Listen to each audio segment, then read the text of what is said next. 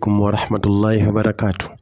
الحمد لله رب العالمين، والصلاة والسلام على رسول الله صلى الله عليه وسلم وعلى آله وأصحابه ذوي الشرف العظيم. رب اشرح لي صدري ويسر لي أمري واحلل عقدة من lisani yafqahu qawli wa ba'd. Watukufu wa Kiislam, baada ya kumshukuru Allah jalla jalalu na kuzitaka rehema na amani zimwendee bwana mtume Muhammad sallallahu alaihi wasallam, leo katika silsila darasa zetu tupo kwenye suratu Sajida, kwamba mtu akiota ndoto kwamba anasoma suratu Sajida, nini tafsiri ya ndoto hiyo, nini maana ya ndoto hiyo.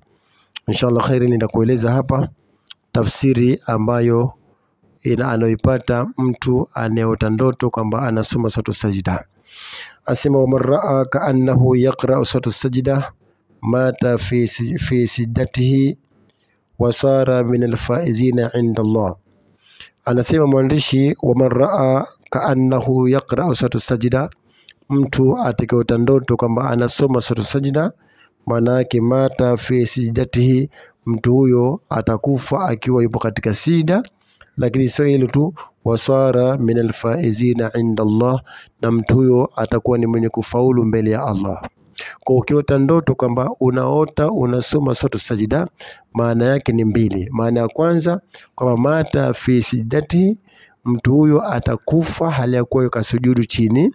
Lakini la pili, wasara min alfaizina inda Allah, na mtu huyo atakuwa ni mwenye kufaulu mbele ya Allah subhanahu wa ta'ala. Kwa hakikisha unapoota ndoto kwamba unasoma suratu Sajida, maana yake utapata mambo mawili. Jambo la kwanza, ukifa wewe basi utakufa kwa umesujudu chini. Jambo la pili, utakuwa ni mtu mwenye kufaulu kwa Allah subhanahu wa ta'ala. Kwa hakikisha ndoto hii uwe ni mwenye kuhifadhi na umuombe sana Mwenyezi Mungu akujalie hii ndoto ipate iwe ni ya kweli. Usiombe shari, omba khairi. Kwa sababu khairi ndizo zinazoombwa na shari ndizo zinazoepukwa.